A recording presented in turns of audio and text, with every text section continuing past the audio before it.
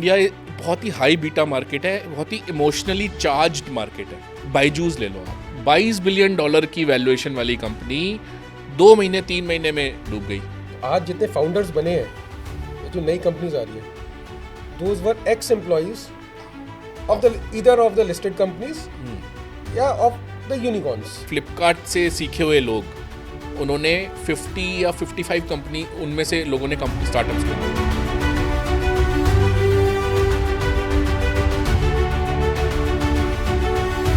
Sir agree companies भी बहुत losses दिए एग्री कंपनीज में। इंडिया का रिटेल इन्वेस्टर प्रॉफिट चाहता है, लॉस मेकिंग से डरता है। बहुत से लोग ऐसे भी पूछते हैं बिजनेस ओनर्स, क्या हम भी आईपीओ निकाल सकते हैं? लिस्टेड कंपनी में अगर आपको आना है तो आपको डिस्क्लोज करने पड़ते हैं अपने फाइनेंशियल्स। जोमेटो क्यों आ पाया इतने लॉस के बाद? तो सबको पता था जोमेटो क्या है।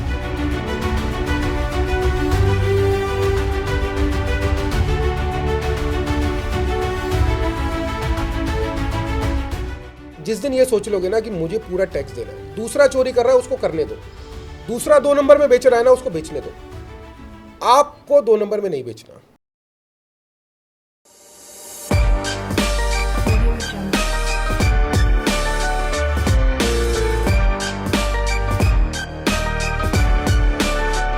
क्या आप स्टार्टअप है? क्या आप बिजनेस ओनर है? पैसा चाहिए या आईपीओ निकालना है? आओ आज मेरे साथ, मिलवाता हूँ आईपीओ मैन ऑफ इंडिया से। Hello friends, welcome to the Knick-Knack Show. Today we have in our studio an accomplished professional, a thoughtful leader and a person who holds a portfolio of more than 400 startups in 60 plus countries and with the INSEED lead Canadian VC fund. He is a go-to source for funding from largest anchor investor with AUM, asset under management of more than 18,000 crores. Over the years, he has supported companies and investors in diverse fields. Let's welcome none other than Mr. Tushar Kansal, founder of Consultancy Venture. हमें तो sir बहुत खुशी हुई। आज मेरे पास ये आई कहती है आप गाने वाने देखने बंद करो, आईपीओ मैन ऑफ इंडिया आ गए। तो बहुत बहुत आपका स्वागत है स्टूडियो के अंदर। Thank you for having me. Thank you. और शायद ये आपका जो इंट्रोडक्शन है शायद कई सारे पेजेस तक चला जाए, और ये भी मेरे को बताया गया कि 500 से ऊपर आप टॉक्स दे चुके हैं। हाँ जी, मेरे 500 से ज़्यादा videos, articles Google, YouTube, Spotify, LinkedIn पर हैं। टेडेक्स स्पीकर है सर आप? टेडेक्स किया मैंने, राइट, टेडेक्स किया हुआ मैंने 2016 में स्टार्ट किया था कंसल्टेंसी वेंचर्स, और उसी टाइम वेंचर कैपिटल टीवी जो सिंगापुर बेस्ड चैनल है, उन लोगों ने मुझे अप्रोच किया। तो मुझे बहुत अच्छा लगा कि वो डिफरेंट सेक्टर्स के बारे में डिफरेंट कंट्रीज़ के पैनल से लोग आते थे।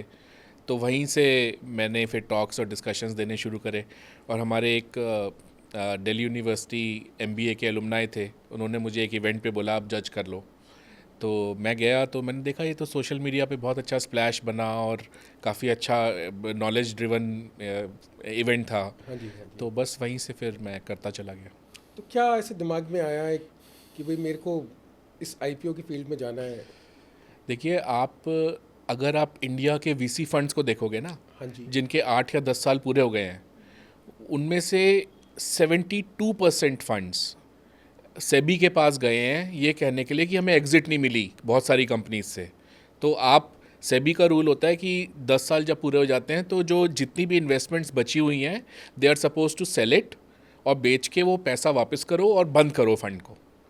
तो वो कर ही नहीं पाते क्योंकि उसका बायर ही नहीं है।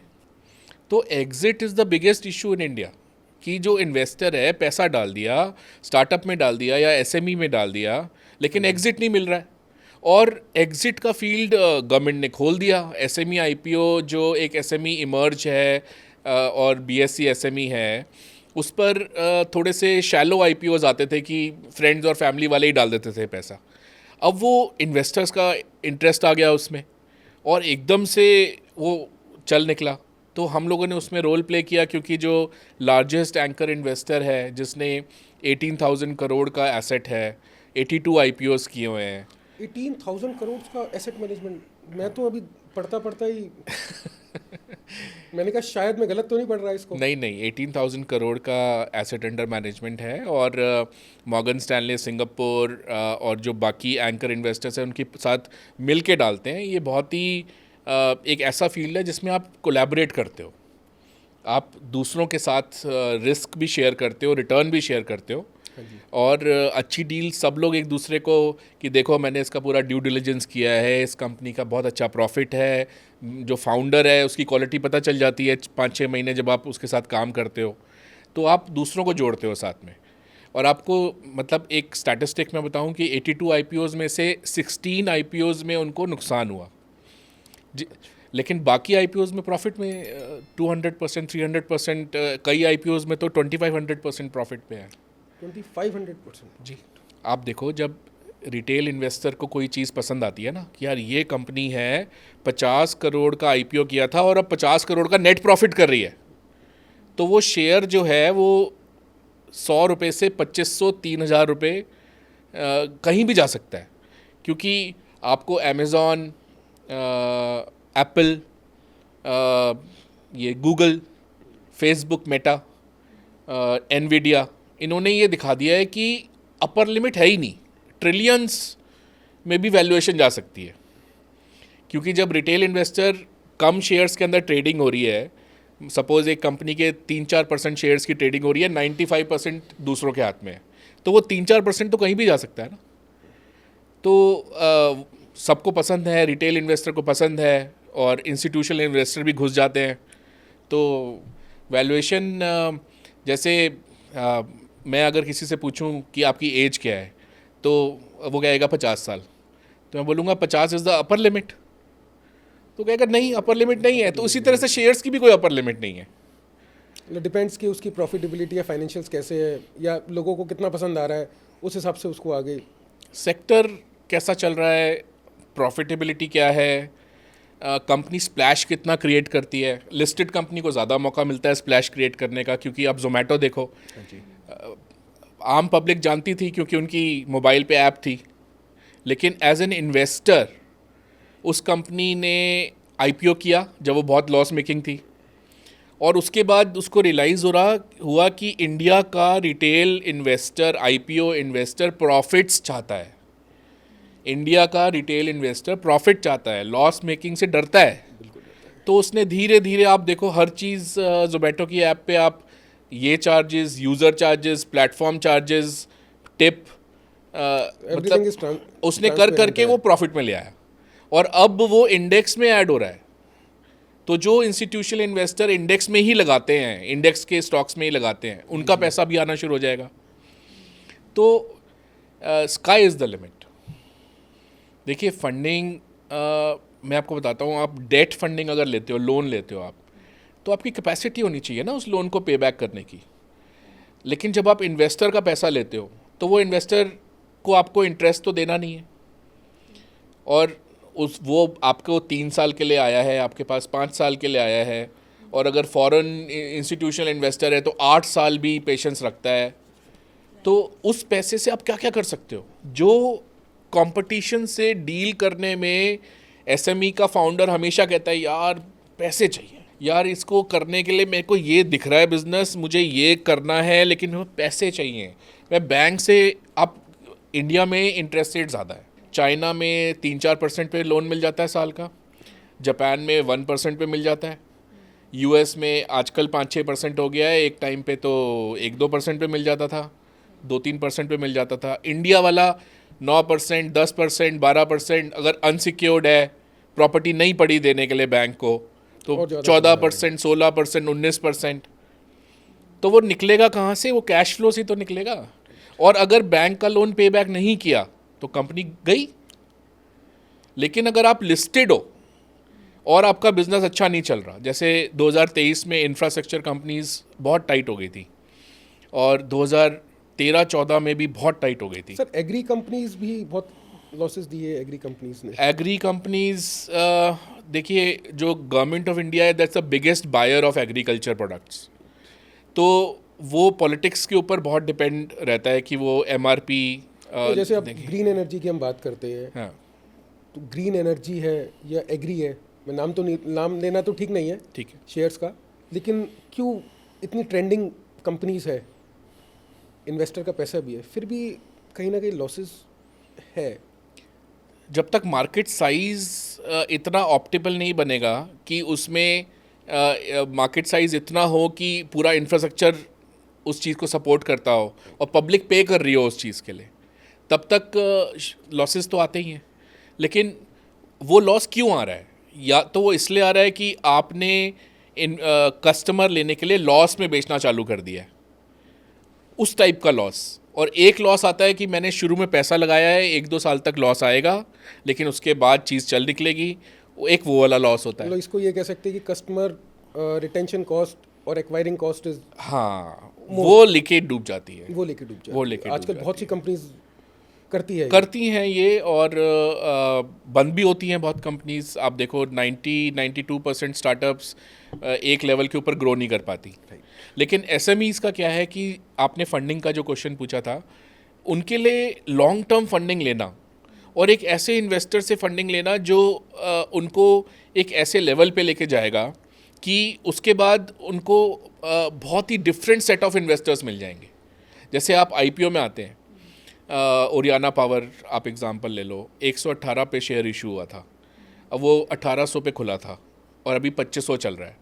तो जिन इन्वेस्टर्स ने 118 से पैसा बनाया, फिर 1800 पे पैसा बनाया, फिर उसने 2500 पे पैसा बनाया, तो वो कहता है यार इसने मुझे कमा के दिया। रिलायंस HDFC फेस वैल्यू पे आए थे, लेकिन आज करोड़ों लोग हैं जिन्होंने उससे कमा चुके हैं, कहते हैं ये शेयर कमा के देता। तो वो वाला इन्वेस्टर जो कहता है कि इसको तो मैं अपने फैमिली इन्वेस्टमेंट की तरह रखूंगा, ट्रेंड बन जाता है, वो ट्रेंड को जान वो जाता है। इन्वेस्टर का रास्ता खुल जाता है फंडिंग में, तो सर आईपीओ फंडिंग। क्या स्टार्टअप ही आईपीओ निकाल सकता है, या बहुत से लोग ऐसे भी पूछते हैं बिजनेस ओनर्स, क्या हम भी आईपीओ निकाल सकते हैं?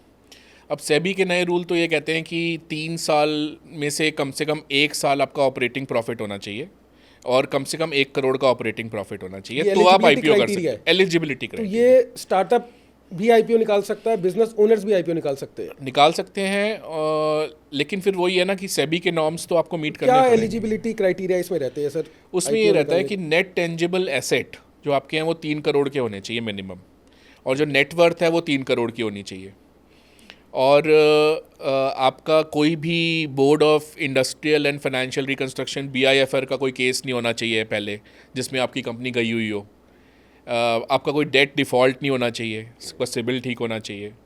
आपका जो पेड अप कैपिटल है वो 25 करोड़ से कम होनी चाहिए, यानी कि ये नहीं है कि आप मेन बोर्ड IPO के लेवल के साइज़ के हो, आप कर रहे हो SME IPO।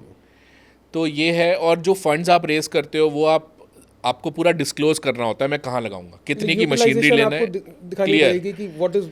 उसमें से सिर्फ 15% आप जनरल कॉर्पोरेट पर्पस के लिए यूज़ कर सकते हो, जो फंजेबल होता है, पता नहीं कहाँ लगा दिया आपने, 15%। तो बहुत ही जो इसके नॉर्म्स हैं ना वो सेबी ने बहुत ही क्लियर रखे हुए हैं, और जो कंपनीज नॉर्म्स को डाइवर्ट करने की कोशिश करती हैं उन पर पेनल्टीज़ भी बहुत स्ट्रिंजेंट है। क्योंकि बहुत सुना है ऐसा है, बिजनेस ओनर्स ये कहते हैं कि यार पता नहीं, हम लोगों को तो बताते नहीं है आईपीओ, हम भी निकाल सकते हैं या नहीं निकाल सकते? आप निकाल सकते हैं मोटी अगर आप सेबी के नॉर्म मीट कर रहे हैं। और कुछ ये होता है कि कंपनीज आईपीओ में जाने से पहले नहीं यार इस साल हम इसको कंपनी में सिस्टम्स लगाएंगे, प्रोसेसेस लगाएंगे, कंप्लायंसेस लगाएंगे, अपनी ऑडिटिंग अकाउंटिंग अगर सही तरह से मैनेज नहीं हो रही उसको ठीक करेंगे, उसको करते हैं, उसके बाद फिर आईपीओ लेके आते हैं, ताकि पब्लिक कहे कि यार ये है फुल्ली कंप्लायंट कंपनी, और ये वो वाला फाउंडर नहीं है जो कहे कि भैया प्रॉफिट नहीं दिखाऊंगा, टैक्स बचाना है। मैं अपने ऑडियंस को, बिजनेस ओनर्स के लिए एक चीज़ बोलूँगा, आईपीओ अगर निकालना हो टैक्स पूरा भरना। टैक्स की चोरी करोगे तो आईपीओ नहीं निकाल पाओगे आप। ये जितने भी फाउंडर्स हैं, जितने भी स्टार्टअप है, इनका एक सबसे बड़ी जो स्ट्रेंथ है आईपीओ में आने की, वो सबसे बड़ी स्ट्रेंथ यही है, टैक्स की चोरी नहीं करनी। ये जो आप लोग मैनिपुलेशंस करते हैं ना प्रॉफिट को एडजस्ट करने के लिए, कि मैं अपना प्रॉफिट कम दिखा दूँ, अपना टैक्स कम भरना पड़ेगा, वही एक रीज़न है जिसकी वजह से आप लोगों की, हम लोगों की जो कम्युनिटी है आईपीओ नहीं निकाल पा रही, और जो स्टार्टअप्स है वो इतनी ऊपर जाके आईपीओ निकाल देते हैं और वो मल्टी मिलियनर बन जाते हैं। उनके आईपीओ BSE एसएमई से लेके बीएससी मेन बोर्ड तक भी चले जाते हैं सर। मेन बोर्ड तक भी चले जाते तो ये रहता है कि माइंड में एक ना कि मैं प्रॉफिट को एडजस्ट कर लूँ, मैं क्यों सरकार को 28% टैक्स दूँ। हैं। 97% एक स्टडी आई थी, 97% SMEs, 6.2 करोड़ SMEs हैं, उसमें से 97% प्रॉपर प्रॉफिट नहीं शो करती, कॉर्पोरेट टैक्स बचाती हैं। तो अपने एक्सपेंशन के रास्ते को रोक रहे हैं फिर तो ये लोग। बिल्कुल रोक रहे हैं, क्योंकि आपकी कैपिटल ही क्रिएट नहीं होगी Capital कंपनी ही create नहीं में, होगी। और कैपिटल नहीं क्रिएट होगी, प्रॉफिट्स नहीं दिखेंगे, तो आपकी वैल्यूएशन जो होती है आईपीओ में वो प्रॉफिट के बेसिस पे होती जैसे है। अभी आपने बताया कि net tangible asset should be more than 3 crore. 3 crore. तो वो इतना क्रिएट ही नहीं कर नेटवर्थ पाएंगे। 3 करोड़, नेटवर्थ। वो ऑपरेटिंग प्रॉफिट, तो वो वैल्यूएशन तो प्रॉफिट पे होनी है, राइट। रेवेन्यू के बेस पे तो होनी नहीं है। तो अगर प्रॉफिट का मल्टीपल लगना है तो आपका प्रॉफिट तो आप पूरा दिखाओ, टैक्स उसमें से आप बचाओ लो, कि सपोज 5 करोड़ का प्रॉफिट है, उसमें से आप टैक्स बचा रहे हो 1.5-2 करोड़, और उधर आपको वैल्यूएशन में नुकसान कितना हो रहा है, सपोज 10 टाइम्स प्रॉफिट की वैल्यूएशन अपनी है, कंपनी की वैल्यूएशन ही करा रहे हैं आप 10-15 करोड़ का तो वहाँ नुकसान कर रहे हो। Long term goal, long term focus नहीं है, लॉन्ग टर्म गोल नहीं है, वो शॉर्ट टर्म प्रॉफिट के लिए लॉन्ग टर्म गोल को अपने सेक्रीफाइस कर देते हैं। सेक्रीफाइस कर यहाँ इनको थोड़ा सा एक सिखाने की जरूरत है। सिखाने की ज़रूरत है। और कई बार फाउंडर्स जो होते हैं, प्रमोटर्स जो होते हैं, वो ऐसे स्ट्रक्चर्स क्रिएट करते हैं कि उसमें से कंपनी में से कैश निकल जाए, एक सब्सिडरी बना लो, रिलेटेड पार्टी ट्रांजैक्शन कर लो। उसमें भी सेबी ने बोला है कि आप 10% से ज़्यादा रिलेटेड पार्टी ट्रांजैक्शन नहीं कर सकते, और 50 crore which ever is lower. तो वो अगर उस टाइप का फाउंडर है ना, उसको आईपीओ पे आना ही नहीं चाहिए। मतलब उसको ये सोचना चाहिए, यार मैं पीछे से ही कमाऊँगा, और मैं 4-5% पर मंथ के लोन लूँगा प्राइवेट पार्टीज से, और मैं अनसिक्योर्ड लोन्स लूँगा, और मैं वहाँ से कमाऊँगा। उसको आईपीओ पे आना ही नहीं चाहिए, क्योंकि इधर जब नाम खराब होता है ना, तो आप फिर लाइफ में दोबारा आईपीओ ला ही नहीं सकते। आपका जो इन्वेस्टर है वो सबको दिखता है कि देख, ये गड़बड़ कर रहा था, ये पकड़ा गया, और ये दोबारा इसका आईपीओ अब नहीं इन्वेस्टर की आएगा। नॉलेज से तो कोई चीज़, कोई फाइनेंशियल रुक नहीं सकते। नहीं, इन्वेस्टर तो देख के बता सकता है। लिस्टेड कंपनी में अगर आपको आना है तो आपको डिस्क्लोज करने पड़ते हैं अपने फाइनेंशियल्स, आपके क्या बिजनेस मॉडल है, कैसे कमा रहे हो, सारे फाइनेंशियल्स ओपन है, डिस्क्लोजर सारे ओपन है। तो उसके बाद आप मतलब उसको तो सब पता होता है आप क्या कर रहे हो। और जो पार्टी आईपीओ करा रही होती है उसको तो 4-5 महीने में पता चल जाता है किस टाइप का फाउंडर है। बिजनेस अच्छा कर रहा है लेकिन फाउंडर की नीयत ख़राब है, ये भी पता चल जाता है। तो कहते हैं यार लेटर ऑन ये गड़बड़ करेगा। क्योंकि अब मैं आपको नाम नहीं लेना चाहता, एक बहुत बड़ी फिनटेक कंपनी जिसने इंडिया का लार्जेस्ट आईपीओ किया, आरबीआई ने कहा यार ये क्या, हमने इसको इतनी बड़ी चीज़ दे दी कि अपना वॉलेट खोले और उसमें करोड़ों रुपए पड़े हों, और उसमें चाइनीज़ मनी भी पड़ा हो, और उसको फिर बाद में लाइसेंस वापस लिया और उसका स्टॉक 60% 70% गिरा। मतलब जिस आदमी के पास इंडिया की लार्जेस्ट फिनटेक कंपनी बन गई हो, वो मतलब जैसे गवर्नमेंट ने कहा यार मतलब क्या करें, इस आदमी को क्या ज़रूरत थी ये ब्लेंडर करने की, कि इस आदमी को क्या ज़रूरत थी कि वो थोड़े से और पैसे के लिए कुछ और करता। भाई तेरे को सब कुछ तो मिला हुआ है, 20,000 करोड़ का आईपीओ करा है, इंडिया का लार्जेस्ट, उसके बाद भी तुम्हारी नीयत में अगर प्रॉब्लम है तो क्या करेंगे यार। हवस, पैसे की हवस। इसीलिए शायद रॉबिन्सन फेल हुआ था। रॉबिन्सन फेल हुआ, अभी रिसेंटली एक आईपीओ फेल हुआ, उसमें उन्होंने कहा कि हम 30-35 करोड़ जो रेस करेंगे वो उसमें से 17 करोड़ एक कंपनी को देंगे सॉफ्टवेयर के लिए। बाद में पता चला कि वो कंपनी ने 3 साल से अकाउंट्स ही फाइल नहीं करे। तो मैंने थोड़ा पता किया था कि उस केस में क्या हुआ था, तो मुझे ये समझ में आया कि एक्चुअली उन्होंने शुरू में कुछ इन्वेस्टमेंट ली थी, अब वो इन्वेस्टमेंट उनको आईपीओ के मनी से वापस करनी थी। तो उन्होंने ऐसे करके करी कि भाई हम डिस्क्लोज़ नहीं कर सकते वो पैसा कहाँ जा रहा है, तो हमने एक कंपनी के जिसके अकाउंट्स फाइल नहीं है उसमें 17 करोड़ जाएगा, फिर वो 17 करोड़ निकाल लेंगे, फिर उसके कंपनी की ओनरशिप चेंज करके उसके अकाउंट्स फाइल कर देंगे। तो ये जुगाड़ अब वो पकड़ा गया और बोला आईपीओ वापस करो, लेकिन वो बंदा खून के आंसू रो रहा था क्योंकि वो 500 करोड़ के टर्नओवर के बिजनेस बुक कर चुका है। ये सोचिए कि मेरे ये 35 करोड़ आने हैं, और बंदा टेक्नोक्रेट है, मतलब इतनी आसानी से 3 साल का टैक्स एग्जेम्पशन का सर्टिफिकेट गवर्नमेंट नहीं देती। हाँ बिल्कुल है, इसको मिला हुआ है। 80 IAC है शायद, इसको मिला हुआ है, और बहुत इजीली नहीं मिलता। इजीली नहीं मिलता। NHAI के बोर्ड पे था बंदा, NHAI के बोर्ड पे।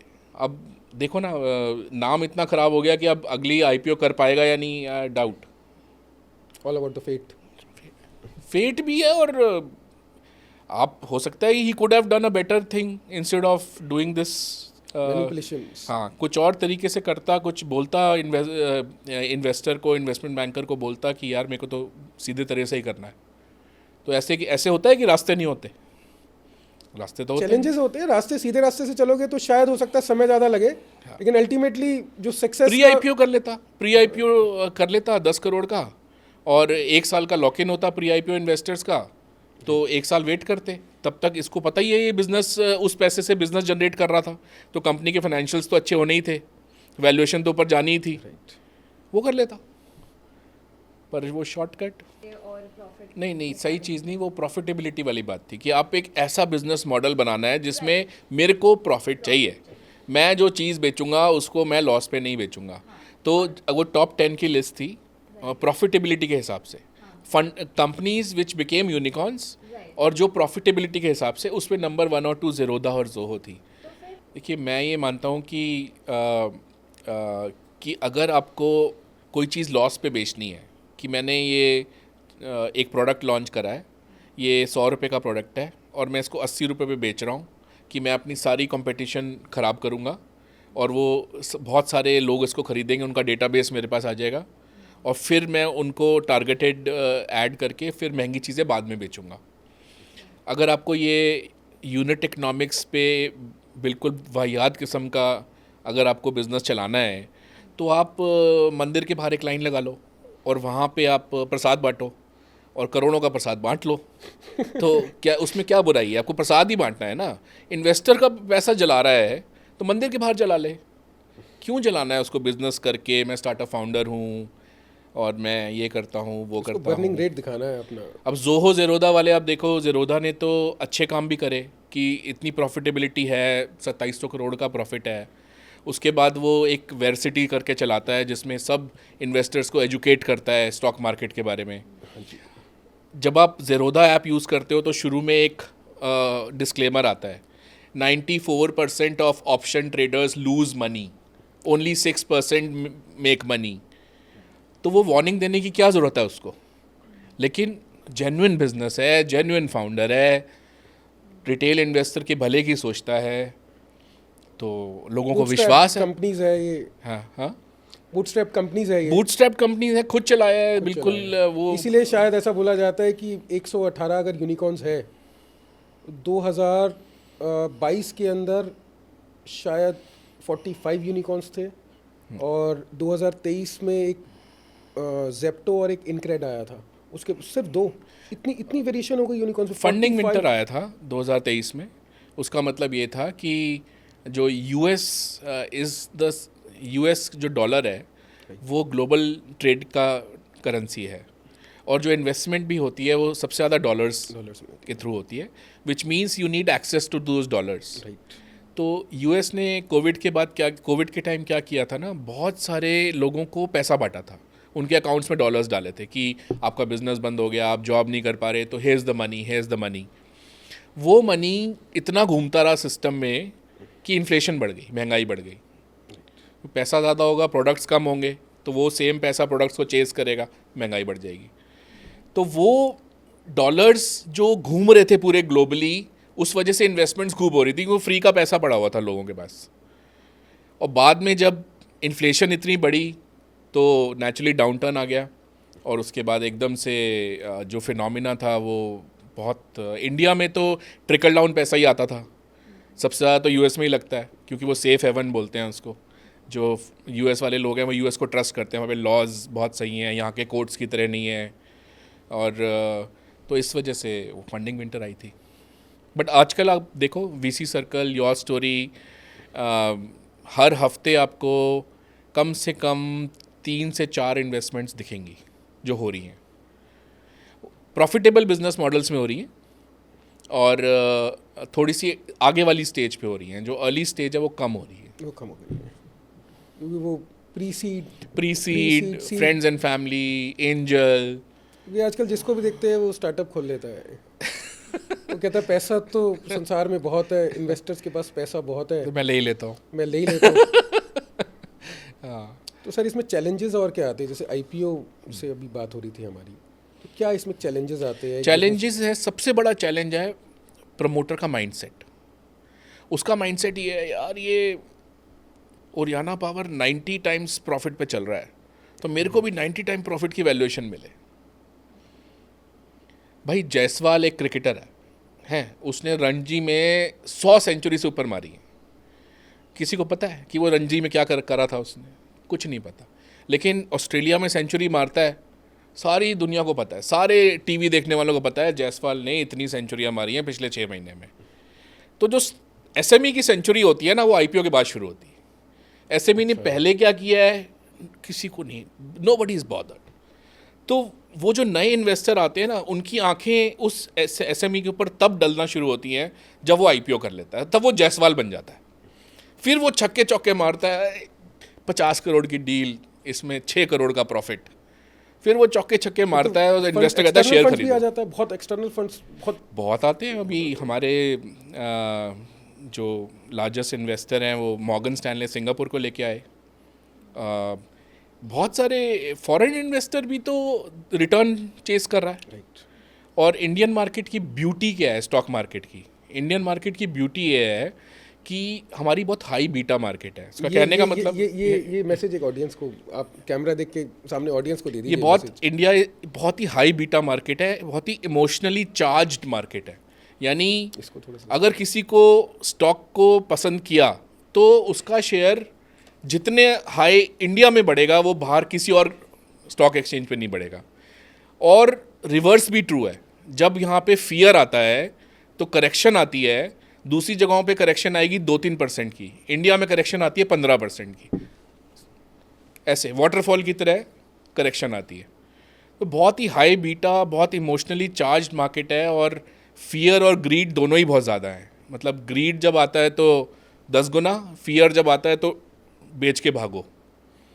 ये इंडिया की मार्केट की ब्यूटी है। ये ट्रेंड कुछ पॉजिटिव इन्वेस्टर्स ने ये चीज़ समझी हुई है, एफआईआईज़ को पता है, म्यूचुअल फंड इन्वेस्टर्स को पता है। तो उनको पता है कि यार अभी बहुत ऊपर चल रही है मार्केट, तो जिस दिन करेक्शन आएगी उस दिन हमारा 15% का फटका सीधा लगेगा। तो भैया ये टाइम है, बेच के साइड हो जाओ। देखिए आईपीओ में क्या होता है, जैसे शेयर्स आपके परमानेंटली ट्रेड होना शुरू हो जाते हैं, तो आप कभी भी बेच सकते हो। तो आपके पास एक इतनी लिक्विडिटी ऑप्शन आ जाती है।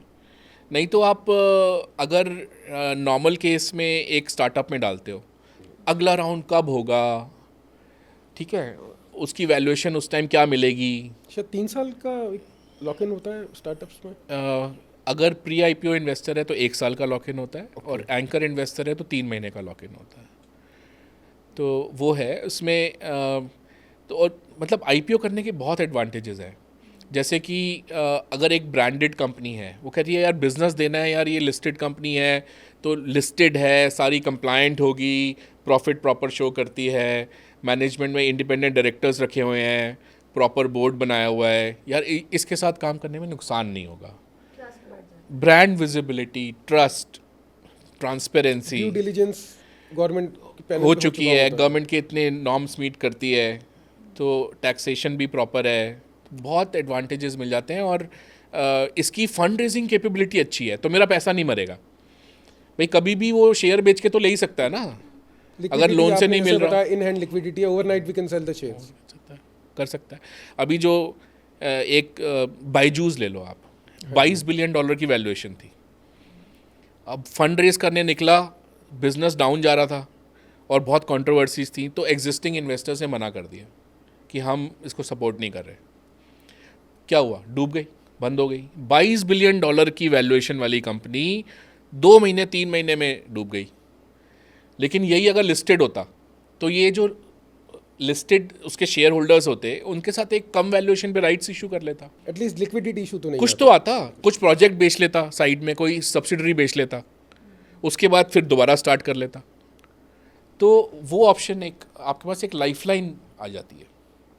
ये भी बोला जाता है कि आईपीओ जो है भाई IPO is a culmination of journey into different kind of entity, कुछ ऐसा भी कंपनीज कहती है। बिल्कुल अलग एंटिटी बन जाती है, एक ऐसी एंटिटी बन जाती है जिसकी अगर एक इंडिपेंडेंट डायरेक्टर भी रिज़ाइन करता है तो एक्सचेंज में उसको, सेबी में उसको और एक्सचेंज में उसको नोटिफाई करना पड़ता है और वो सारा मीडिया में आता है। तो you are watched all the time. और कई लोग तो ऐसे करते हैं कि वो जब लिस्टेड हो जाते हैं तो वो हर चीज़ को मीडिया में डालते हैं कि मैंने लैंड खरीदी, नए। सेक्टर्स होगा ये। हाँ फाइनेंस सेक्टर्स बोलते हैं हम। नहीं, मैं इंडिपेंडेंट डायरेक्टर हूँ एक कंपनी का, और उन्होंने बोला कि देखो हम ये नहीं करेंगे कि हम जो एक्सपेंशन कर रहे हैं उसकी बार बार न्यूज़ डालें। स्टॉक मार्केट वाले हमारे लॉन्ग टर्म भरोसा करेगा तो वो अच्छी बात है, ये नहीं कि वो एक एक न्यूज़ पे शेयर मूव करा रहे हैं, which I really appreciate, admire that. But इसमें बहुत मीडिया लाइमलाइट रहती है और नेचुरली आप भी काफ़ी कॉन्शियस हो जाते हो कि आपका शेयर बहुत डूबे नहीं, बिकॉज एक बार अगर शेयर लॉस देता है इन्वेस्टर को तो वो इन्वेस्टर बहुत इमोशनली चार्ज्ड इन्वेस्टर है इंडिया का। तुषार जी, ऐसा भी बोला जाता है आपकी एक एक कंपनी की एक एक स्टेटमेंट वो भी आपके शेयर को बढ़ा सकती है या घटा सकती है। बिल्कुल बिल्कुल, रिसर्च रिपोर्ट्स निकलती हैं कंपनीज के ऊपर, उसके बेसिस पे इन्वेस्टमेंट डिसीजंस होते हैं, वो रिसर्च रिपोर्ट्स को लोग वॉच करते हैं। तो नेचुरली नाउ यू आर, पहले आप सिर्फ एम्प्लॉयज़ की रिस्पॉन्सिबिलिटी थी, अब आपके पास शेयर होल्डर्स की रिस्पॉन्सिबिलिटी भी है। They are your responsibility. आपके एक्सटर्नल स्टेक होल्डर्स। हाँ, और वीसी तो बोर्ड पे सीट ले लेता है, इसमें तो कोई सीट नहीं ले रहा बोर्ड पे, इसमें कोई सीट आपका पूरा कंट्रोल है, but you are answerable. Accountability accountability to the public to the public हो जाती है, अकाउंटेबिलिटी। और यू नो अगर आप बहुत ज़्यादा डेट ले रहे हो, सपोज़ अब प्राइवेट बंदा तो ले लेता है कि यार मेरे को डेट लेके ही करना है, उसके बाद ऑप्शन नहीं होती। लेकिन लिस्टेड वाली अगर एक रेंज के बियॉन्ड डेट लेती है और उसको सारे क्वार्टरली फाइनेंशियल्स डिस्क्लोज होते हैं तो वो देख लेते हैं यार ये कंपनी तो बड़ी डेट ले रखा है, भागो इसमें से। they start selling the shares। सब यार सारे करते हैं। अच्छा, जो सीईओज होते हैं लिस्टेड कंपनी के, उनकी क्वार्टरली परफॉर्मेंस देखी जाती है। यूएस में तो बहुत ज़्यादा है, वहाँ तो एक क्वार्टर ढंग से नहीं हो तो हटा देते हैं, सीईओ को हटा देंगे। सीईओ को हटा देते हैं, बोर्ड उठा के फेंक देता है, नहीं भैया कंपनी तुमसे ना चल रही। तो इंडिया में भी प्रेशर होता है बहुत, क्योंकि क्वार्टरली बेसिस पे शेयर डिसाइड हो रहा है, शेयर के बेस पे रिटर्न सारी बोर्ड की बनी हुई है, सबको शेयर्स अलॉटेड है। अगर उनका नुकसान होगा तो वो तुम्हें कैसे छोड़ेंगे फिर? तो होना भी चाहिए रिस्पॉन्सिबिलिटी, अकाउंटेबिलिटी। रिस्पॉन्सिबिलिटी होनी चाहिए बट ये हमारे यहाँ इंडिया में इग्नोर हो जाती है। ये तो देखा है मैंने।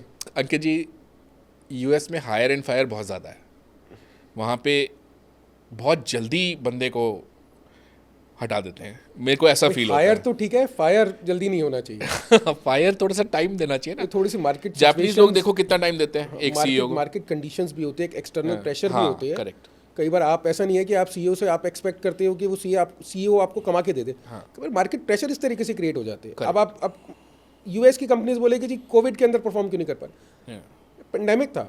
हाँ हाँ करेक्ट, मतलब it was beyond control of anyone. हाँ करेक्ट। उसके बाद भी इतनी यूएस के अंदर तो बहुत फेरबदल हुए कोविड के बाद। नहीं, इंडिया में भी जो बड़ी कंपनीज हैं, हाँ जी, वो सीईओज को बहुत क्वार्टरली वॉच रहता है उनका, जो जिनके पास लिस्टेड पैसा है उनका सीईओज को प्रेशर रहता है काफ़ी। एसएमईज में भी धीरे धीरे आएगी वो चीज़, पर अभी तो एसएमईज फैमिली ओन्ड नहीं है ज़्यादा, मतलब अभी सीईओज फैमिली से ही होते हैं। तो हो सकता है एक पॉइंट के बाद इंडियन प्रमोटर ये सोचे कि यार अगर मैं 70% कंपनी रख के बैठा हूँ और 30% मैंने स्टॉक मार्केट को दी हुई है, अगर मैं 50 से नीचे भी रख के बैठूँ तो क्या बुराई है, कंपनी को 10 गुना और बड़ी करके। ब्लॉग माइंडसेट अभी तक तो ये चलता है, बिजनेस कम्युनिटी में तो ये चलता है। बिजनेस ओनर्स जो है स्टार्टअप वाली गेम की बात नहीं करते, ठीक है, वो समझते हैं कि एक्सटर्नल स्टेक होल्डर को लेकर आने में क्या बेनिफिट है, क्या नुकसान है। बिल्कुल। लेकिन बिजनेस वाले से आप बात करते हैं तो बिजनेस वाला क्या बोलता है कि मेरी शेयर होल्डिंग मैं एक्सटर्नल आदमी को कैसे दे दूँ। वो अभी एक ब्लॉग माइंडसेट धीरे धीरे जब से एसएमई आईपीओ आने चालू हुए ये कम होता जा रहा है, ये कम होता जा रहा है। और इसका बेनिफिट भी है जी तुषार। बेनिफिट आप देख लो ना, Mark Zuckerberg Jeff Bezos, Jensen Huang, ये जितने ट्रिलियन डॉलर कंपनीज हैं सबके पास 10-12%, 7%, 12% इक्विटी है, लेकिन इन्वेस्टर चाहता है यही चलाएं कंपनीज, बिकॉज ये लेके आए हैं 3-3 ट्रिलियन पे, 2-2 ट्रिलियन पे, तो पूरा कंट्रोल रख के चला रहे हैं। नुकसान क्या है? मतलब 7% of $3 trillion is $210 billion. Right. 7%, 70% of 100 crore company is 70 crore. तो 70 करोड़ अच्छा है या 210 बिलियन अच्छा है? ये अभी तक कम्युनिटी समझती नहीं थी। नहीं, ये साइकी धीरे धीरे अभी ये चेंज आ रहा है। जैसे जैसे नई जनरेशन बिजनेस में आ रही है ना, ये चेंज इसीलिए चेंज आ रहा है। ये तभी 240 एसएमई आईपीओ हुए हैं 2024 में, 8,000 करोड़ रेस किया है, और तभी ट्रेंड ये ट्रेंड दिखाई दे रहा है। ट्रेंड अप है। और बहुत ही जो मेन बोर्ड में भी इन्वेस्ट करते थे वो भी अब एसएमई आईपीओ में कर रहे हैं। मैं पर्सनली 4-5 ऐसे इंटरनेशनल इंस्टीट्यूशनल इन्वेस्टर को जानता हूँ जो एसएमई आईपीओ में डाल रहे हैं। For example Morgan Stanley Singapore, वो डाल रहा है ना इसमें। उसको पता है यार, ओरियाना पावर 118 में मुझे शेयर मिला था, ये 2500 चल रहा है। छोटा रिटर्न बनाएगा क्योंकि छोटा पैसा लगाया है उसने, but the possibilities are huge. मतलब कल को उस कंपनी के साथ क्या क्या कर सकता है वो। उसकी अपनी इन्वेस्टी कंपनी है, उसको ग्लोबल लेके जा सकता है, उसको अपने सिंगापुर के, साउथ ईस्ट एशिया के बिजनेस से मिलवा देगा, वहाँ कोई सब्सिडरी शुरू करा देगा, उसमें भी डाल देगा, ले 20% डाल दिया। और तो पॉसिबिलिटीज़, विजन चाहिए। विजन चाहिए। विजन फाउंडर की चाहिए, विजन फाउंडर की चाहिए, बिल्कुल। फाउंडर का बहुत विजन चाहिए कि वो सोचे कि I have to conquer the world. और ये दूसरा एक ब्लॉक माइंडसेट जिसको छोड़ना पड़ेगा कि आपको मेरी शेयर होल्डिंग जो है वो कम हो रही है, वो आपकी शेयर होल्डिंग कम नहीं हो रही, आपकी वर्थ बढ़ रही है, मल्टीप्लाई हो जाती और यहाँ तो कोई बोर्ड पे सीट भी नहीं ले रहा ना। यहाँ तो वीसी में तो लेता है, बोर्ड सीट लेते हैं और कॉवेनेंट्स होते हैं जो उससे बाइंड करते हैं। वैल्यू बढ़ानी है, as long as everybody is earning, everybody is happy, the company is growing, everybody is happy. तो जैसे आप पहले बोल रहे थे कि यूएस में वगैरह काफ़ी ज़्यादा रेगुलराइज्ड होती है चीज़ें, पर यहाँ पे हमको काफ़ी थोड़े बहुत ऐसे फ्रॉड टाइप किस्से भी सुनाई देता है, जिसमें बीच में कोई एसएमई आईपीओ कैंसिल कर दिया था सेबी ने, फिर इन्फ्लुएंसर्स पे इश्यूज होते रहते हैं। तो डू यू थिंक कि जो इंडियन मार्केट है ये एप्टली रेगुलराइज्ड है? बहुत अच्छा रेगुलेशन है। आप देखो ना, एक ऐसे इंडिया में एक इनहेरेंट डिसेबिलिटी है इंडियन बिजनेस एनवायरनमेंट में, वो ये कि कॉन्ट्रैक्ट को एनफोर्स करना बहुत मुश्किल है। आज अगर किसी ने आपके पैसे नहीं दिए, कोर्ट पे जाने का मतलब है लॉयर फीस, डेट्स, 5 साल। तो हमारे, जब मैं कॉर्पोरेट में था तो वो एग्रीमेंट ही ऐसा साइन करते थे जिसमें जो जुरिस्डिक्शन होती थी एग्रीमेंट की, उसको आर्बिट्रेशन सिंगापुर या आर्बिट्रेशन लंदन रखते थे। बट कितनी ऐसी कंपनीज हैं जो सिंगापुर का लॉयर या लंदन का लॉयर अफोर्ड कर सकती हैं? Very few.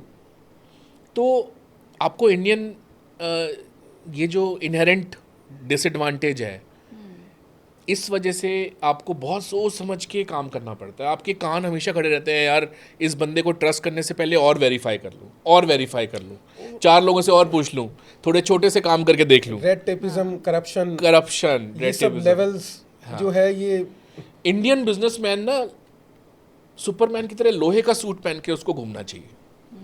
कि मतलब वो ऐसी ऐसी चीज़ों से डील करता है, वो टैक्सेशन से डील करता है, वो लाइसेंसेस से डील करता है, वो लेबर से डील करता है जो बार बार गांव चली जाती है। वो एसएमई आईपीओ तो उसके लिए, मैं कह रहा हूँ, उसके लिए भगवान का दिया हुआ एक चीज़ है कि एक ऐसा एक्सचेंज जो उसको एसएमई को इतने इक्विटी दे रहा है। कि यहाँ तो ट्रेडमार्क के 2 साल में मिलता है। ट्रेडमार्क, हाँ, मैंने खुद अपना ट्रेडमार्क किया, मुझे बहुत मिलने में 2 साल लगेंगे, एसएमई आईपीओ में आपको 1 साल, हाँ 10 महीने 9 महीने में। ऐसा क्यों? मैं बता रहा हूँ, सबसे बड़ा प्रॉब्लम जो इंडिया का है ना, वो पॉपुलेशन है। मतलब नहीं सर, मैं तो इसको स्ट्रेंथ मानता हूँ। आज अगर इंडिया डेवलपिंग है तो प्रॉब्लम के, ये स्ट्रेंथ भी है, प्रॉब्लम के साथ दोनों चीज़। We see it is a strength also and it is liability also. Market बहुत बड़ी है, यंग मार्केट है, ऐसे कहीं भी नहीं है। देखो, वर्ल्ड की largest economy with the youngest people with a very aggressive consumer mindset और growing the fastest. इंडिया, अब इंडिया से बच के जा ही नहीं सकते. अब देखो ना, जो 3000 फॉर्च्यून की टॉप 3000 कंपनीज हैं ग्लोबली, हाँ जी, उनमें से 1700 ने यहाँ पे जीसीसी लगा रखे हैं, ग्लोबल कैपेसिटी सेंटर. तो उनका जो ब्रेन है, जो उनकी, वो इंडियन से फंक्शन हो रहा है. और वो जीसीसी इतना पेटेंट्स और इंटेलेक्चुअल प्रॉपर्टी क्रिएट करते हैं कि अगर वो 1700 कंपनीज के 20 लाख एम्प्लॉयज़, अगर उनमें से 500 भी खुद की कंपनियां लगाते, तो वो क्या क्या कर सकते थे. तो आज जितने फाउंडर्स बने हैं, ये जो नई कंपनीज आ रही है, those were x employees of the either of the listed companies या ऑफ द यूनिकॉर्न्स. सीख के वहीं से निकले. ट्रेनिंग करके निकले. करेक्ट. वो नया वाला सिस्टम नहीं है कि मैं आ गया फैशन के चक्कर में, मैं एक नई कंपनी खोल ली, पैसा मिल जाएगा. पैसा मिलता है इतना आसान थोड़ी इतना है. आसान नहीं है. और इवन मैं उस दिन देख रहा था, एक चार्ट था, फ्लिपकार्ट से सीखे हुए लोग, उन्होंने 50 या 55 कंपनी, उनमें से लोगों ने कंपनी स्टार्टअप्स खोली हुई हैं और काफ़ी सारी उनमें से doing well. Because they have got the exposure. हाँ हाँ. और एक अच्छा एक्सपोजर आपको मिलना, practical training is much more than the education. मैं तो बोलता हूँ हाँ, बिल्कुल 100%. जेप्टो के फाउंडर से तो नहीं पूछता ना, मैं बहुत बोलता हूँ ये चीज़ हाँ. कि आपकी एजुकेशन, या जोमेटो के फाउंडर से नहीं पूछता, या आज आप जीरोदा वाले देख लीजिए, हाँ हाँ is a very down to earth man. हाँ, दोनों. हाँ. जोहो देख लीजिए, लुंगी में रहते हैं वो, अरे उसने तो गांव के अंदर साइकिल चला रहे हैं लुंगी में. मतलब he is actually promoting the Indian culture. हाँ हाँ. गांव के अंदर जहाँ से बिलोंग करता था, वहाँ पे ट्रेनिंग दे दे के वहाँ कॉर्पोरेट सेंटर्स खोले हुए हैं. Real giving back. जैसे हमारे यहाँ वो बोलते हैं ना, सबसे ज़्यादा जो इंडिया में पैसा डोनेट करते हैं वो मिस्टर शिव नादर है, HCL के फाउंडर. 2000 करोड़ से ज़्यादा हर साल का डोनेशन है. अगर आप सेकंड नंबर पे देखोगे ना, वो दूसरे वाला 300 करोड़ का है. तो मतलब गिविंग बैक क्या होती है, मतलब एक्चुअली में. 6 times. अब मैं तो मुझे चीज़ बहुत बुरी लगती है, सॉरी, मैं आपके शो पे आज बोलना चाहता नहीं हूँ. नहीं प्लीज, है? हमारा तो देखिए show इंडिया जो है का ना, IITian हार्वर्ड जाता है और हार्वर्ड से पढ़ने के बाद बिलियंस का हो जाता है, और वो डोनेट किसे करता है? हार्वर्ड को. IIT को नहीं करता. वो अपने US वाले अल्मा मैटर को डोनेट करता है. भाई तू जहाँ से, जिसने इंडियन टैक्स पेयर ने बनाया है, तेरे को IIT का पैसा दे के एक कितना पैसा लगता है IITian को सर बनाने वो में? उसका जो माइंडसेट है, हाँ. उसका माइंडसेट थोड़ा सा ये हो जाता है कि मेरे को यहाँ पे किसी भी प्रोसेस को कराने के लिए, US में अगर उस प्रोसेस को मेरे को 10 दिन लगेंगे, तो यहाँ पे मुझे अपनी चप्पल के साथ रगड़ के 2 महीने में हो. उसके बाद उसकी हैरेसमेंट, वो जो हैरेसमेंट लेवल है ना, वो कहीं ना कहीं उसको रोकता है कि मैं वापसी इंडिया को पैसा दूँ. मेरी होती है फाउंडर से बात, तो हमारे को अपने सिस्टम को और क्लीन करना पड़ेगा. यहाँ तो बच्चा पैदा होता है तो उसको करप्शन सिखा दी जाती है, पैदा होते बच्चे को, हाँ, सही बात. कि बेटा ये ले ले, हाँ हाँ. खिलौना ले ले, चुप हो जा. खाना चुप हो जा, या खाना भी खिलाना होगा ना, उसको सेरेलैक भी खिलाना होगा, तो उसको सबसे पहले रिश्वत दी जाती है कि तो खिलौना ले ले पहले हाथ में. सही बात. सही. तो वो रिश्वत तो समझ लो बचपन से जब ingrained रिश्वत आप है. दे रहे हो, हाँ. खून बट में हो यही गई ना. सेम इंडियंस जो दुबई जाते हैं, वहाँ पे तो वो एकदम से एयरक्राफ्ट से लैंड करते ही इतने क्लीन हो जाते हैं. वो ना किसी लड़की को उल्टी तरह से देखते हैं, ना छेड़ाखानी करते हैं, ना कोई बिजनेस में वो करते हैं. और वो मतलब उनके अंदर ऐसा चेंज हो जाता है कि जैसे ये कहाँ पैदा हुए थे. ये एटमॉस्फेयर, इकोसिस्टम ही कहते हैं, जैसे स्टार्टअप इकोसिस्टम है ना, हाँ. तो UAE का इकोसिस्टम इतना स्ट्रांग है. हाँ. ज्यूरिसडिक्शन, हाँ, law, they are very strict. उनको पता एक है दिन में कंट्री से बाहर निकाल देते. ये जो चीज़ें सुन के जो आते हैं ना, हाँ. ये जो हियर एंड फेयर है ना, हाँ. ये होना बहुत ज़रूरी है, जो कि हमारे इंडिया में मिसिंग है. नहीं, इंडिया में ना हर कोई ऐश कर रहा है, मुझे लगता है. मतलब जैसे यहाँ थूक दिया, यहाँ फेंक दिया, लाइन तोड़ दी और चिल्ला दिया, नहीं ऐसे ही होगा. मतलब हर कोई ना ऐश कर रहा है, ओवर ऐश कर रहा है. मतलब फ्रीडम एक लेवल तक ठीक है, बट ऐसा लगता है. मतलब फियर फैक्टर तो है ही नहीं. फियर फैक्टर नहीं है. हाँ. वो बहुत ज़रूरी है. हाँ. डिसिप्लिन, वही कॉन्ट्रैक्ट इन्फोर्समेंट कह लो, लॉ इन्फोर्समेंट कह लो, सब ग्रे एरियाज है. सर एक क्वेश्चन पूछना चाहता हूँ आपसे मैं.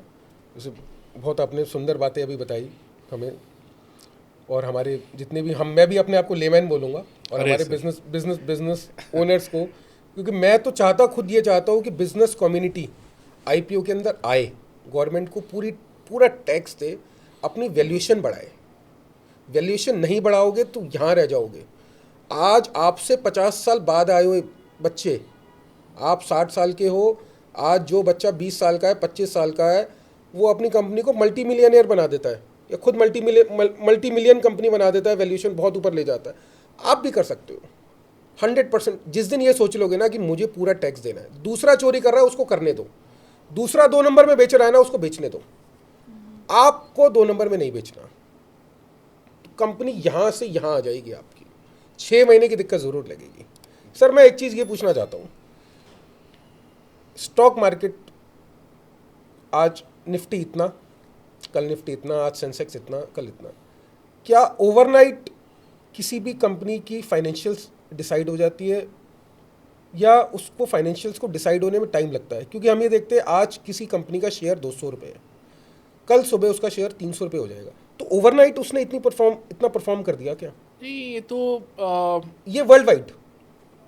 नहीं, एक्चुअली अब मैं आपको क्या बताऊं कि जैसे हर कोई आईपीओ की तैयारी करता है, हाँ जी, तो उसको कहता है कि यार वैल्यूएशन मिलनी है तो प्रॉफिट्स अच्छे दिखाने हैं, रेवेन्यू अच्छा दिखाना है, तो उस केस में वो अपनी सारी कंप्लायंसेस पूरी करता है और जेन्युइनली कोशिश करता है कि मेरे बिज़नेस बेस्ट रहे। उसमें कई बार मैंने जो सुना था, हाँ जी, जैसे एक एयरलाइन है, उसका स्टॉक मार्केट में आ रहा था, तो बड़ी टिपिकल ट्रिक बता रहा हूँ आपको मैं। वो ट्रिक ये है कि फ्यूचर का प्रॉफिट पहले बुक कर लो, ओके, ठीक है, जो प्रॉफिट नहीं है उसको पहले बुक कर लो, ठीक है। स्टॉक मार्केट में अच्छी वैल्यूएशन मिल गई, कंपनी की लिस्टिंग सॉलिड हो गई, लिस्टिंग के अगले 2 क्वार्टर्स तक आपको बहुत अच्छी फाइनेंशियल परफॉर्मेंस दिखानी है, ये पहले ही डिसाइडेड है। और 2 क्वार्टर के बाद जब सारे इन्वेस्टर एग्जिट मार चुके हों, तब आप वो जो आपने फिक्टिशियस प्रॉफिट्स बुक किए थे उसको राइट ऑफ करके लॉसेस कर लो और उसमें से शेयर रिटेल इन्वेस्टर को पकड़ा दो कंपनी कि भैया तू ट्रेड कर इसको। तो ये एक मतलब बहुत ही चला चलाया चीज़ होती थी इंडियन स्टॉक मार्केट में, 2 क्वार्टर तक अच्छी परफॉर्मेंस दिखाना। लेकिन ये अब मेरे को लगता है चेंज हो गई है। अब जो सेवी के नॉर्म्स वगैरह हैं वो रियली में बहुत टाइट है। और अभी तो सेबी ने 2 दिन पहले एक कंपनी को फोरेंसिक करने का ऑर्डर दिया है, फोरेंसिक वैल्यूएशन, जिसमें पूरे ईमेल्स चेक होते हैं, फ्रॉड कहाँ पे हुआ और पूरी डिटेल में फोरेंसिक होती है, वो उसका ऑर्डर दिया है सेबी। अभी एक पीछे किस्सा भी आया कि किसी कंपनी का डिस्ट्रीब्यूटर, एक ऑथराइज्ड डिस्ट्रीब्यूटर ऑफ ऑटोमोबाइल, ऐसे कुछ करके न्यूज़ में बहुत चर्चा थी, छोटी सी कंपनी और बहुत बड़े बड़े शेयर्स, वैल्यूएशन हाँ, बहुत बड़ी बड़ी नहीं देखिए, उसमें मेरा व्यू डिफरेंट है। एक आदमी के पास 2 डीलरशिप्स हैं, है ना, 11 करोड़ का टर्नओवर है, 2 यामाहा की डीलरशिप्स हैं, हाँ जी, वो क्यों नहीं कर सकता आईपीओ? मतलब इसमें बुराई क्या है? मतलब अगर एक 11 करोड़ के टर्नओवर की तो उसको कंपनी, इतना हाइप क्यों बना दिया इन्होंने? बिजनेस मतलब तो he लोगों was का actually इंटरेस्ट इतना है कि वो 500 टाइम्स सब्सक्राइब हो रहे हैं शेयर्स। 500 गुना। मैं जिस कंपनी का इंडिपेंडेंट डायरेक्टर हूँ, उसका $4 मिलियन का आईपीओ था और आईपीओ बिड्स आई थी $2 बिलियन की। मतलब 4 मिलियन पे 2 बिलियन मिले थे। तो मुझे तो कोई बुराई नहीं लगती, ये तो बहुत अच्छी बात है। इसको इतना हाइप लेट क्यों अस बना सेलिब्रेट दिस ना। दिया? इसको इतना हाइप क्यों बनाते हैं? हाइप इसलिए बना रहे हैं कि देखो यार, हमने वो शोरूम जाके देखा, 2 कौड़ी का शोरूम किराए पे खुला हुआ, और ये छोटा सा सर, टुच्चा, it is a entitlement mentality. Basically ये तो एक प्रमोट कर रहा है बिजनेस कम्युनिटी को कि आप भी आईपीओ निकाल सकते हो। ये वो सोच है कि इसने कैसे कर लिया, ये वो सोच है। मैं तो इस सोच को बिल्कुल, जिसे कहते हैं, धिक्कारता हूँ। और मैं ये कहता हूँ कि और 10 करोड़ वाले टर्नओवर वाले और 500 आईपीओ आने चाहिए। बिल्कुल आने चाहिए। क्यों उनको नहीं? भी तो यामाहा उनको का भी तो आगे शोरूम बढ़ने वाला का- वो बिजनेस नहीं कर रहा, बिल्कुल कर रहा है बिजनेस, तो क्यों उसका नहीं ले बिजनेस सकता है? शायद ज्यादा क्लीन मिलेगा। तो as long as business is good, as long as promoter का इंटेंट अच्छा है और वो फ्रॉड नहीं कर रहा, वो प्रॉफिटेबिलिटी टैक्स फ्रॉड नहीं कर रहा, और वो स्ट्रक्चर्स नहीं बना रहा पैसे निकालने के लिए, एज लॉन्ग एज वो नहीं कर रहा, a business is a business, तो they are entitled to get money. But having said that, मतलब अब जो ये SME IPOs आ रहे हैं, जो रिटेल इन्वेस्टर्स हैं, इंडिविजुअल इन्वेस्टर्स हैं, ये लोग कैसे इवैल्यूएट करें कि किसी SME IPO में इन्वेस्ट करना वर्थ है या नहीं? देखिए उनको बहुत the best investor is an informed investor. मतलब आपको ये मानना चाहिए कि अगर मैं एक शेयर भी खरीद रहा हूँ तो मैं कंपनी खरीद रहा हूँ। आप अपने आप को वॉरेन बफेट समझो कि यार मैं एक शेयर भी खरीद रहा हूँ तो मैं एक्चुअली मैं एक कंपनी खरीद रहा हूँ, इसलिए मुझे उस कंपनी की पूरी नॉलेज होनी चाहिए। आप जो रेड हेरिंग प्रोस्पेक्टस फाइल होता है सेबी में, वो पढ़ो, 300-600 पेज का होता है, सारी चीज़ें दी हुई थी, कितने कोर्ट केस चल रहे हैं, प्रमोटर का बैकग्राउंड क्या था, बोर्ड पे जो लोग हैं उनका बैकग्राउंड क्या है। पहले तो ड्राइवर्स रख देते थे इंडिपेंडेंट डायरेक्टर की तरह, आजकल तो वो भी इंडिपेंडेंट डायरेक्टर का एग्ज़ाम होता है, उसमें वीडियो ऑन होता है, उसकी सारी डिस्क्लोजर जाती है। तो आजकल चीज़ें आसान नहीं है। वो पेपर मैंने भी क्लियर किया हुआ है, उस पेपर भी अच्छा खासा, उसमें पूरी CA की पूरी पूछ लेते हैं। हाँ, तो मतलब इन्वेस्टर को ना ये मानना चाहिए कि देखिए आप गोल्ड खरीद रहे हो तो आप उसका 24 कैरेट 28 कैरेट देखोगे ना, टेस्ट करोगे, जान पहचान से आप तो नहीं ले लोगे कि भाई किसी ने बोला ले लिया। अगर आप क्रिप्टो खरीद रहे हो, क्रिप्टो करेंसी है ही नहीं, वो तो एक फ्रॉड है। मतलब एक नंबर स्क्रीन पे चल रहा है, उसके पैसे रेट बढ़ता रहता है, तो आप उस पर सट्टा लगाते रहते हो और जिसको देखो मन में आया वो नई करेंसी खोल लेता है। तो ये फ्रॉड है। तो अगर आप उसमें भी पैसा डाल रहे हो तो आप फिर भी गूगल सर्च तो करते हो ना कि यार ये मैं इस पर बिटकॉइन में डालूँ या ये चलेगी या नहीं चलेगी, हाँ डॉज कॉइन में डालूँ, या मतलब क्यों डालूँ, वो करेंसी तो है नहीं, वो तो कहीं यूज़ नहीं हो सकती, वो तो एक नंबर है। तो अगर आप या आप कोई भी वर्चुअल चीज़ खरीद रहे हो उसकी एक्चुअली दैट डजंट एग्जिस्ट, वो एग्जिस्ट करती ही नहीं है। और वो चाहे आप जितना बोल लो कि ये वर्ल्ड क्लास नई टेक्नोलॉजी है, भाई टेक्नोलॉजी जो भी है वो दिखती क्यों नहीं है टेक्नोलॉजी, वो नंबर क्यों है वो, मतलब it is just market making. और सिंस उसमें शुरू का पैसा सारा US वालों का लगा हुआ है तो वो उसको प्रमोट करते रहते हैं कि जितना बढ़ेगा वो शुरू वालों को बेनिफिट होगा, और सारे उसमें बड़े लोग घुसे हुए हैं। सर हाँ, ओनरशिप भी नहीं पता मैक्सिमम कंपनीज की। तो अरे आपकी तरह मैंने अभी पॉडकास्ट किया था 3 हफ्ते पहले गुड़गांव में ही स्टूडियो में, वो बंदे के 2 करोड़ के बिटकॉइन की वैल्यू हो गई थी, 2 करोड़ का हो गया था उसका बिटकॉइन, उसने 5-6 लाख रुपए डाले हुए थे, वॉलेट में से चोरी हो गए। वॉलेट थी, किसी ने निकाल के 2 करोड़ के बिटकॉइन निकाल लिए। वज़ीर एडवाइज़र्स देख लो, वज़ीर एडवाइज़र्स एक्सचेंज था इंडिया का, उसमें 40% उनकी क्रिप्टो चोरी हो गई, अब वो बंद हो गया। अब वही कोई चीज वर्चुअल है तो इन्फॉर्म तो होना पड़ेगा ना आपको। अब आज कॉपर खरीद रहे हो कमोडिटी एक्सचेंज में, क्यों खरीद रहे हो? उसकी आपने साइकिल स्टडी करी है कैसे होती है, कितनी माइनिंग कैपेसिटी आ रही है दुनिया में, उसके आउटपुट क्या है?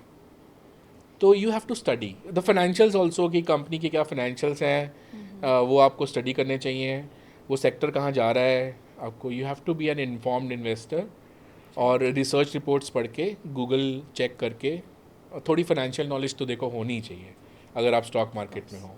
मतलब स्टॉक मार्केट का अगर काम करना है बिना फाइनेंशियल नॉलेज के, ये बिना नहीं कर आपका सकते। रेड हेरिंग प्रोस्पेक्टस पढ़े, या बिना आपको सर्कल से भी एक बहुत अच्छी नॉलेज मिल जाती है। हाँ, अब बॉम्बे में आप देखेंगे, बॉम्बे में जो लोकल ट्रेन होती है ना, लोकल ट्रेन में या तो ताश खेलते हैं या फिर वो शेयर्स की बात करते हैं। आप जिस कहते हैं इकोसिस्टम में जैसे रहेंगे, 4 लोग अगर बैठे तो 4 लोग शेयर्स के बारे में डिस्कस करते हैं कि ये शेयर ऊपर जा सकता है। उनको उस तरीके के माइंडसेट के लोग मिल जाते हैं। यहाँ पे हम लोगों के दिल्ली में नहीं है, दिल्ली में कम है कल्चर, दिल्ली में कम है। गुजरात में अगर आप देखो ना, सर गुजरात से मुझे राजकोट में, हाँ मैं अभी शायद मैं नाम लेने वाला था। 55% of India's grey market of shares runs from Rajkot. ये ग्रे मार्केट यही है कि आपका शेयर ऊपर या नीचे कर सकते हैं। नहीं, ये मार्केट ये है ऐसा कि- बोला जाता है कि राजकोट के बारे IPO में। एक कंपनी का आने वाला है, हाँ जी। तो जो फाउंडर होते हैं वो अपने कुछ शेयर शुरू में ही रिलीज कर देते हैं बिना IPO के, कि खेल लो। खेल लो। तो उससे मार्केट मेकिंग होती है ना, क्योंकि यार आपने अगर एक IPO कंपनी का आ रहा है, उसका आपने 300 पे खरीद लिया, फिर किसी ने 350 पे खरीद लिया, तो रिटेल इन्वेस्टर कहता है, वो वेबसाइट्स होती हैं जो ग्रे मार्केट का इन्फॉर्मेशन देती हैं, तो कहते हैं यार ये तो सही है यार। सर एक चीज़ और मैं पूछना चाहता हूँ, मुझसे बहुत से लोग पूछते हैं, मुझे लेकिन थोड़ी सी जानकारी कम है, इसलिए आपके माध्यम से मैं पूछना कैसी चाहूँगा बात करें? कि कहते हैं B2B के अंदर IPO लाना मुश्किल है और B2C के अंदर IPO लाना ईजी है। क्योंकि वो कंज्यूमर को पता होता है ना वो चीज़ क्या है, क्योंकि वो B2C है। नहीं, B2B में भी जो B2B का जो बायर होता है, he is also a actual consumer. But consumer तो नंबर ऑफ कंज्यूमर कम होते हैं ना। जोमेटो क्यों आ पाया इतने लॉस के बाद? वो सबको पता था जोमेटो क्या है, उसको मार्केट मेकिंग करनी ही नहीं पड़ी रिटेल साइड में। एक तो इंस्टीट्यूशनल इन्वेस्टर होता है, एंकर इन्वेस्टर होता है, और एक रिटेल इन्वेस्टर होता है। सारे पोर्शन से आपको सब्सक्रिप्शन आना चाहिए। तो रिटेल का तो सबसे आसान हो गया कंज्यूमर में, B2C में कोई भी आदमी ऐप डाउनलोड करके देख लेगा।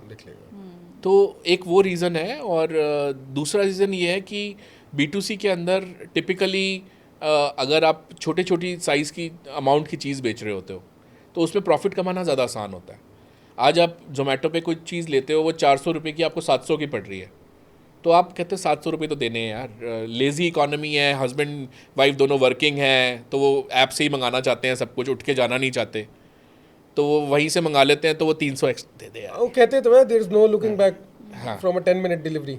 हाँ बिल्कुल। वो तभी तो ये अरे आजकल तो they are giving such a- print outs आ जाते हैं घर पे। Exactly. अभी डीकैथलॉन ने अनाउंस किया ब्लिंकिट पे मिलना शुरू हो गया, ₹10 10 a मिनट page. में डीकैथलॉन का प्रोडक्ट। यार लेजी इकोनॉमी बोलते हैं इसको, कि मतलब आप कहीं उठ के जाना नहीं चाहते। मतलब कन्वीनियंस तो है, और लेकिन ये साथ इंडिया में ही है, आपको ये चीज़ यूएस में नहीं मिलेगी, आपको ये चीज़ चाइना में मिल सकती है, आपको सिंगापुर में नहीं मिलेगी। नहीं, चाइना में तो ऐसा नहीं है सर। चाइना तो अभी मैं होकर आया था। हाँ China is very advance. Sir, ये इंडिया में ही है, मैं आपको बता रहा हूँ, आपको इतने सारे बूट्स ऑन द ग्राउंड आपको कहीं और नहीं मिल टू सकते। ट्रेवल इवन अ माइल हाँ, to get the things done. Dubai में भी नहीं है, सिंगापुर में भी नहीं है, कोलालमपुर में भी नहीं है। मतलब they are not willing to sacrifice their health. हाँ नहीं, मैं उसको पॉजिटिवली बोल रहा हूँ कि ये जो इजी एक्सेस आपको घर पे चीज़ मिल जाती सर है, ये हर चीज के ये प्लस इंडिया और में माइनस है बहुत दोनों ज़्यादा। दोनों ये- चीज हो जाती है ना। हाँ, नेगेटिव पॉइंट ये है कि negative you are point becoming lazy। Negative point अब इसका है कि मैं अभी ड्राइव करके आया तो मैंने 2 जोमेटो की बाइक वाले को देखा, वो रॉन्ग साइड आ रहे थे, हाँ, because they have to deliver on time. हाँ, नहीं तो गलत, उसका एक वो नेगेटिव इम्पैक्ट भी तो गलत है बिल्कुल 10 गलत है। Minutes delivery I has don't subscribe to 10 minute delivery. नहीं, मतलब उसका क्या है, उसका एक पॉजिटिव पॉइंट भी है, उसका they have got the negatives also. बिल्कुल नेगेटिव है। और 10 मिनट में आप किसी की लाइफ रिस्क पे डाल रहे हो, और बिना हेलमेट के ये लोग चलाते हैं और रॉन्ग साइड पे भी चलाते हैं। इट इज़ मतलब मुझे ठीक नहीं लगता। मुझे लगता है why can't you wait for 25 minutes, why can't you plan better. It's also about having that option ना, मतलब हमको ये सर्विस क्योंकि प्रोवाइड कर रहे हैं बिकॉज अभी एक डॉक्यूमेंट्री आई है नेटफ्लिक्स पे भी about shopping and the whole conspiracy of shopping. तो जो अमेजोन ने 1 क्लिक डिलीवरी वाला कॉन्सेप्ट शुरू किया था, तो ये सब is all a buildup on that. तो अगर ये ऑप्शन आई थिंक यूएस में दिया जाए तो हो सकता है कि वो लोग भी अडॉप्ट करना शुरू करें। वहाँ पे बूट्स ऑन ग्राउंड बहुत मुश्किल से मिलते हैं ना, वहाँ पे हाँ। मिनिमम Labor- वेजेस के नॉर्म बड़े Exactly. ज़्यादा हैं, That is the डिस्टेंसेस बहुत हैं, बहुत ज़्यादा है। आपको हर चीज़ ग्रोसरी के लिए मॉल जाना पड़ता है, वहाँ पार्किंग करनी पड़ती है, इतने बड़े बड़े वॉलमार्ट के स्टोर्स हैं। यहाँ पे आप बिंटू भेज दियो ज़रा यार। Basically they are not willing to sacrifice their वो जो जिसको हम यहाँ पे लोकल किरानास बोलते हैं ना, कि अभी पीछे कितने आर्टिकल्स आ रहे हैं कि you should support the local kirana stores. Yes, वो अभी 2 लाख किरानास बंद हुए हैं। बंद हो गए 10 because minute of delivery this के बाद। ई कॉमर्स जो 10 मिनट्स डिलीवरी वाले जो प्लेटफॉर्म्स हैं। नहीं वो ठीक है, देखिए टेक्नोलॉजी की अपनी जगह है, एक आदमी नहीं करेगा दूसरा कर लेगा। तो आप सोच सकते हो कि मेरे को मॉरली नहीं करना, बट एज अ बिजनेस तो कोई भी उसको सोच सकता है। बट उसको 10 मिनट की जो नुकसान है उसको रेगुलेट करने का काम फिर गवर्नमेंट का है, कि वो बोले कि नहीं हम ये अलाउ नहीं करेंगे कि ये आपको रॉन्ग साइड चलाएं, बिना हेलमेट के चलाएं, वो चीज़ वही लॉ एनफोर्समेंट की बात आ सीधी जाती सी चीज़ है कि गलत तरीके से अगर आप शेयर निकालेंगे ना, इनकी लैंग्वेज में मैं बोल देता हूँ, गलत तरीके से शेयर निकालेंगे तो शेयर नहीं निकलेगा और वो अल्टीमेटली बंद हो जाएगा। और सही तरीके से निकालेंगे तो वो शेयर आपका प्रॉफिट भी देके जाएगा और लंबा भी चलेगा। सर बहुत बहुत आपका धन्यवाद आज अपना कीमती समय हम लोगों को देने के लिए स्टूडियो में। माय प्लेजर और शायद ये आपका कौन सा एपिसोड है? 500 कितना है आपको ध्यान है? ऐसे ही 500 के आसपास हो गए होंगे। ज़्यादा हो गए। ज़्यादा हो गए। 565 वाला तो कल मैं आपका एपिसोड देख रहा था। ओह अच्छा, मुझे नंबर ध्यान है, अच्छा। मैं इसको लिखूंगा। थैंक यू सो मच, आपने बुलाया मुझे। सर, आप खुद मैं- एक सर, एस्टैब्लिश्ड मैं- बिजनेसमैन हो, मैंने आपको नहीं बुलाया, और आप तो ये मीडिया तो हम में। लोगों का एक सौभाग्य है कि हमारे स्टूडियो में, थैंक यू मैं फिर दोबारा बता देता हूँ, हमारे स्टूडियो में IPO मैन ऑफ इंडिया है thank you sir. Tushar Kansal ji, consultancy ventures. कोई भी परेशानी हो, IPO निकालना हो, तो हमेशा एक्सपर्ट के पास पहुँच जाना। धन्यवाद। Thank you. Thank you.